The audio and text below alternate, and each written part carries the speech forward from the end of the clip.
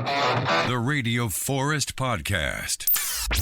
All right, we're talking to Ahren Belisle, live Egyptian Theater Thursday, his first theater show. He's got cerebral palsy, so he is a mute comedian and is using a text-to-speech Bluetooth speaker to respond to me. America's Got Talent, a golden ticket winner from Kill Tony. Your comedy career started in Portugal. You're from Canada. You're touring the U.S., so I assume that's a lot of traveling. Where are some of your favorite places that you've been to? Costa Rica and Portugal have been my favorite places. Portugal is great because it's full of digital nomads, and everyone is just trying to make friends. The whole city is a hill, and it killed my crippled shins, but it's great. And Costa Rica is great because it's just too dynamic. There's a cloud forest. There's beautiful beaches. There's monkeys that stole my weed.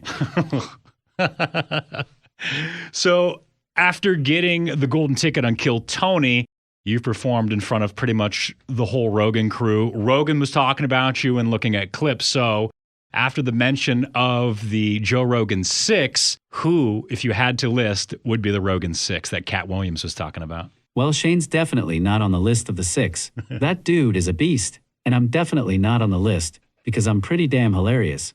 Other than that, I have no comment. I'm not going to trash talk daddy.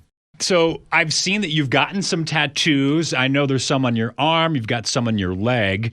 Tell me a story about some of them or what's been going on with your tattoos. The one on my arm is a dragon and a wolf, and it means I am not retarded, but I'll still bite your face off. And I have a bowling ball on my calf, which might seem weird because I can't run on a bowling alley like at all. But my grandpa was professional. No way, I didn't know that. What are you going to get next, though? Because I know how these tattoos go. You don't just get 2 and stop. I'm going to get tattoos of Joe Rogan and Tony Hinchcliffe on each of my butt cheeks.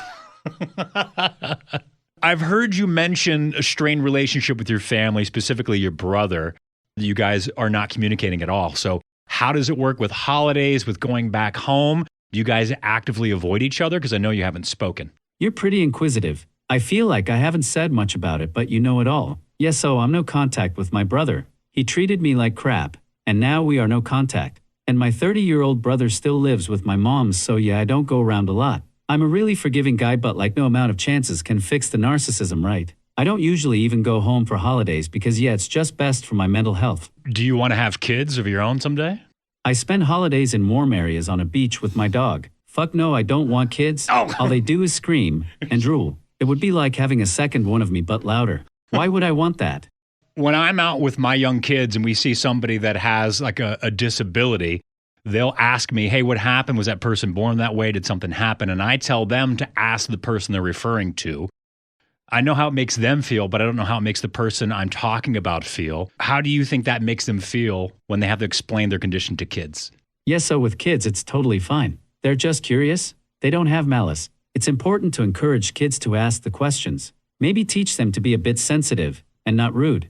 But like, yeah, that's how you teach a kid to be inclusive and treat people like people. That's exactly the right thing to do.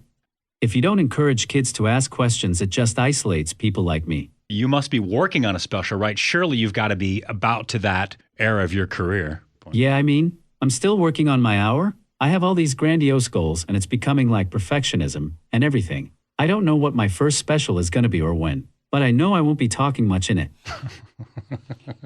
Let's move on to music. Tell me about some bands you like, maybe some that you've seen in concert. I like all kinds of music except for screaming. Ironically, the only vocals I can do I don't like. I haven't been to a lot of live music since COVID, but I've seen Drake, Lil Wayne, country music festivals, rock music festivals. I've seen a lot of everything basically. Train is actually my favorite band. Nobody would ever actually admit that, but they're low-key iconic.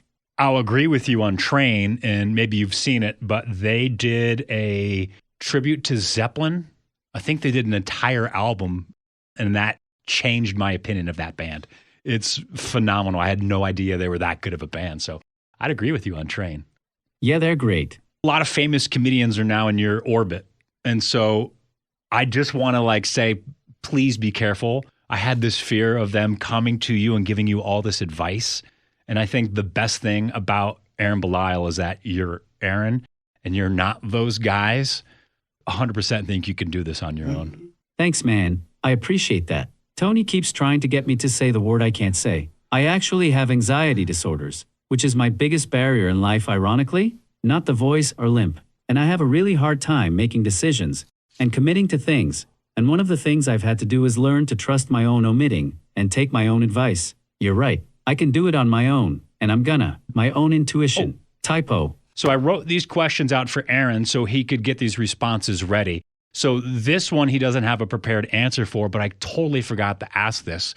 When you dream, can you speak in your dreams? He probably says the word that Tony's trying to get him. He just screams at the entire dream.